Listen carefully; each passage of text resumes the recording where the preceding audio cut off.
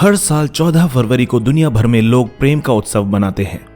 लाल गुलाब दिए जाते हैं, चॉकलेट्स बांटी जाती हैं, प्रेम पत्र लिखे जाते हैं और रिश्तों का इजहार किया जाता है। आज के समय में वैलेंटाइन डे को रोमांस, रिश्तों और भावनाओं का दिन माना जाता है। लेकिन क्या आपने कभी सोचा है कि इस दिन की शुरुआत कहां से हुई? क्या यह केवल आधुनिक प्रेम का त्योहार है या इसके पीछे कोई ऐसी कहानी छिपी है जिसमें प्रेम से अधिक साहस और बलिदान था? इतिहास के पन्ने बताते हैं कि यह दिन किसी प्रेमी प्रेमिका की कहानी से नहीं, बल्कि एक ऐसे संत के बलिदान से जुड़ा है जिसने प्रेम को अपराध मानने वाले शासन के सामने झुकने से इनकार कर दिया था। एक ऐसा संत जिसे प्रेम का साथ देने की सजा मौत के रूप में मिली। कौन था वो संत और ऐसा क्या किया था उसने कि इतिहास ने उसके नाम पर प्रेम का दिन ही बना दिया? इस कहानी को समझने के लिए हमें समय में पीछे जाना होगा, 3री शताब्दी के रोमन साम्राज्य में। उस समय रोम दुनिया की सबसे शक्तिशाली सभ्यताओं में से एक था। विशाल सेना, विस्तारवादी नीतियां और कठोर शासन, ये उसकी पहचान थे। साम्राज्य लगातार युद्धों में उलझा रहता था।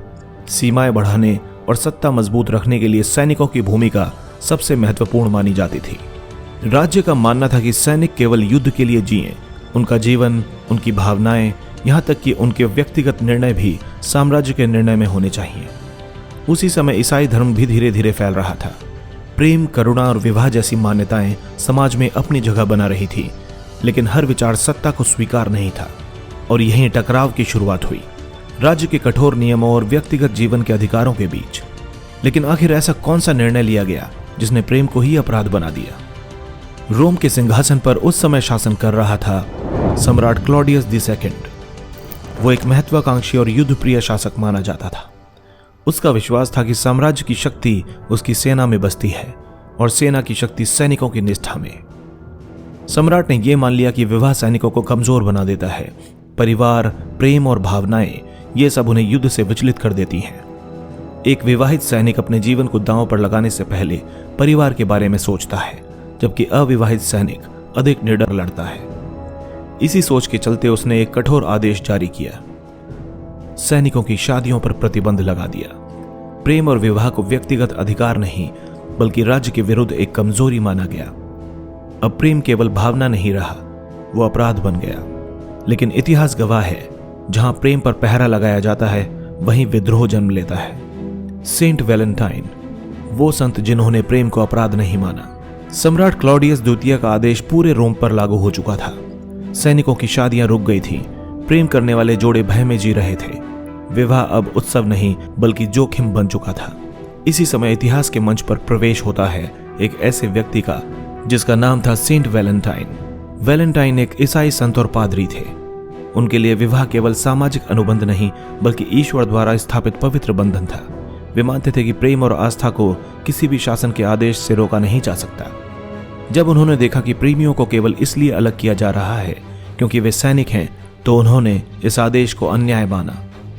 उन्होंने सत्ता से टकराने का निर्णय लिया, खुले विद्रोह की तरह नहीं, बल्कि करुणा और साहस के साथ।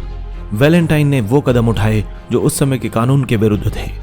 उन्होंने प्रेम करने वाले सैनिकों और उनकी प्रियाओं की शादियां गुप्त रूप से करानी शुरू कर दी। रात के सन्नाटे में चर्च के बंद दरवाजों के भीतर धीमी प्रार्थनाओं के बीच विवाह संस्कार संपन्न होते थे। प्रेमी जोड़े जो दिन में अलग रहने को मजबूर थे, वैलेंटाइन की मदद से वैवाहिक संबंध में बंध जाते थे। ये केवल धार्मिक कर्तव्य नहीं था, ये प्रेम की स्वतंत्रता का मौन विद्रोह भी था। हर विवाह के साथ खतरा भी बढ़ रहा था। अगर यह रहस्य उजागर होता तो सजा निश्चित थी और कठोर भी। लेकिन प्रेम और विश्वास की इस लौ को कितने समय तक छिपाया जा सकता था? क्या साम्राज्य की नजर इस गुप्त विद्रोह तक पहुंच पाई? जैसा अक्सर इतिहास में होता है, सत्ता की नजरें अंततः वहां तक पहुंची जाती हैं जहां विद्रोह जन्म लेता है। वैलेंटाइन द्वारा कराए जा रहे गुप्त विवाहों की खबर धीरे धीरे राजमहल तक पहुंच गई। ये केवल धार्मिक अवज्ञा नहीं थी, ये सीधे सम्राट के आदेश की अवहेलना थी। वैलेंटाइन को गिरफ्तार कर लिया गया, उन्हें कारागार में डाल दिया गया, जहां उनसे पूछा गया कि क्या वे अपने कृत्य पर पछताते हैं। किंवदंतियों के अनुसार उन्हें ईसाई धर्म त्यागने और सम्राट के आदेश को स्वीकार करने का भी अवसर दिया गया। लेकिन वैलेंटाइन ने प्रेम और आस्था दोनों से समझौता करने से इनकार कर दिया। अब वे केवल एक संत नहीं रहे, वे साम्राज्य की नजर में अपराधी बन चुके थे। लेकिन कैद की उन दीवारों के भीतर एक ऐसी घटना जिसने वैलेंटाइन को केवल संत नहीं बल्कि प्रेम का शाश्वत प्रतीक बना दिया। वो क्या घटना थी और कैसे एक कैदी की कहानी दुनिया का सबसे बड़ा प्रेम प्रतीक बन गई। कैद की उन ठंडी दीवारों के भीतर जहां आमतौर पर भय और निराशा का वास होता है, वहीं से वैलेंटाइन की कहानी का सबसे मानवीय पक्ष सामने आता है। लोक कथाओं और धार्मिक परंपराओं में एक कथा विशेष रूप से सुनाई जाती है। कहा जाता है कि जिस जेल में वैलेंटाइन को रखा गया, वहां के जेलर की एक बेटी थी जो दृष्टिहीन थी। वैलेंटाइन, जो करुणा और सेवा भाव के लिए जाने जाते थे, उससे संवाद करने लगे। वे उसे शिक्षा देते, ईश्वर और प्रेम की बातें करते और जीवन में आशा बनाए रखने की प्रेरणा देते। कथा कहती है कि वैलेंटाइन की प्रार्थना और आस्था से उस बालिका की दृष्टि लौट आई। यह घटना ऐतिहासिक प्रमाणों से सिद्ध नहीं है, परंतु परंपरा में इसे एक करुणामय व्यक्तित्व का प्रतीक माना जाता है। कैद के अंधेरे में भी वे प्रेम और आशा बांटते रहे। लेकिन इसी संबंध से जुड़ी एक ऐसी घटना घटी जिसने इतिहास में प्रेम पत्र की परंपरा को जन्म दिया। पहला वैलेंटाइन पत्र। कहानी आगे बताती है कि अपने जीवन के अंतिम दिनों में वैलेंटाइन ने जेलर की बेटी के नाम एक पत्र लिखा। यह कोई साधारण पत्र नहीं था, विदाई थी। एक ऐसे व्यक्ति की विदाई जिसे पता था कि अब उसका अंत निकट है। पत्र के अंत में उन्होंने एक पंक्ति लिखी थी, फ्रॉम योर वैलेंटाइन। यही वो वाक्य था जो समय के साथ प्रेम पत्रों की पहचान बन गया। आज भी दुनिया भर में वैलेंटाइन कार्ड्स पर यही पंक्ति लिखी जाती है, अनजाने में ही सही, पर उस संत की अंतिम भावना को दोहराते हुए।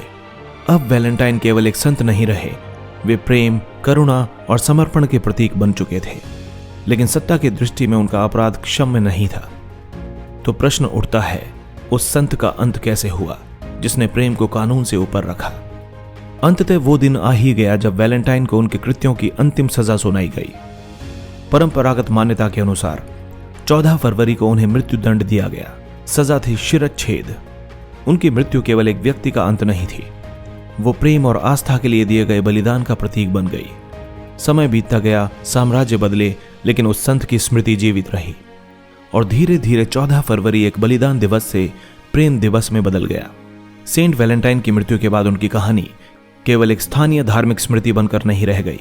समय के साथ उनकी करुणा, प्रेम और बलिदान की कथा ईसाई समुदाय में फैलने लगी। लगभग 2 शताब्दियों बाद जब ईसाई धर्म रोमन साम्राज्य में अधिक संगठित और प्रभावशाली हो चुका था, तब चर्च ने ऐसे संतों की स्मृति को औपचारिक मान्यता देना शुरू किया जिन्होंने धर्म और मान मूल्यों के लिए बलिदान दिया था। इसी क्रम में 5वीं शताब्दी में पोप गिलेसियस फर्स्ट ने 14 फरवरी को सेंट वैलेंटाइन की स्मृति में एक आधिकारिक फीस्ट डे घोषित किया। यह दिन संत के बलिदान, आस्था और करुणा को याद करने के लिए निर्धारित किया गया था। लुपरकालिया उत्सव। 14 फरवरी के आसपास ही प्राचीन रोम में एक लोकप्रिय उत्सव मनाया जाता था जिसे लुपरकालिया कहा जाता था। यह एक प्रजनन और उर्वरता से जुड़ा हुआ उत्सव था जिसमें बसंत ऋतु के आगमन, जीवन और प्रजनन शक्ति का उत्सव मनाया जाता था। इस दौरान युवाओं के नाम पर्चियों पर लिखे जाते और जोड़ी बनाकर उन्हें साथ समय बिताने का अवसर दिया जाता। ये परंपरा पूरी तरह धार्मिक नहीं बल्कि सांस्कृतिक और सामाजिक थी, जिसमें प्रेम, आकर्षण और संबंधों का तत्व मौजूद था। जब चर्च ने वैलेंटाइन का स्मृति दिवस घोषित किया तो धीरे धीरे इस दिन का संबंध लुपरकालिया जैसी परंपराओं से जुड़ने लगा। धार्मिक स्मृति और सामाजिक उत्सव दोनों एक ही तिथि पर मिल गए। समय बीतता गया और यूरोप मध्यकाल में प्रवेश कर गया। इसी काल में प्रेम और रोमांस की सांस्कृतिक धारणाएं साहित्य और कविता में उभरने लगी। कवि और लेखक प्रेम को केवल भावना नहीं बल्कि आध्यात्मिक और पवित्र अनुभव के रूप में चित्रित करने लगे। कुछ साहित्यिक रचनाओं में यह विश्वास भी व्यक्त हुआ, फरवरी का मध्य पक्षियों के जोड़े बनाने का समय होता है और यहीं से वैलेंटाइन डे का संबंध रोमांटिक प्रेम से और गहरा होने लगा। धीरे धीरे लोग इस दिन प्रेम पत्र लिखने लगे, उपहार देने लगे और अपने प्रियजनों के प्रति भावनाएं व्यक्त करने लगे। औद्योगिक क्रांति के बाद छपे हुए वैलेंटाइन डे कार्ड बनने लगे। लाल गुलाब, क्यूपिड, दिल के प्रतीक, ये सब आधुनिक वैलेंटाइन संस्कृति का हिस्सा बन गए। अब 14 फरवरी केवल संत की स्मृति नहीं रही, ये एक वैश्विक प्रेम उत्सव बन चुकी है। आज का वैलेंटाइन डे केवल आधुनिक संस्कृति का परिणाम नहीं है, ये उस साहस, करुणा और समर्पण की स्मृति भी है जिसने प्रेम को भय से मुक्त करने की कोशिश की थी। और शायद यही इस दिन का सबसे गहरा अर्थ है। प्रेम केवल भावना नहीं, एक साहस भी है। दोस्तों, अगर ये कहानी आपको अच्छी लगी हो तो चैनल को सब्सक्राइब करें और बेल आइकन दबाएं, क्योंकि अगली बार हम इतिहास के किसी और ऐसे रहस्य से पर्दा उठाएंगे जो आज भी हमारे जीवन को प्रभावित करता है।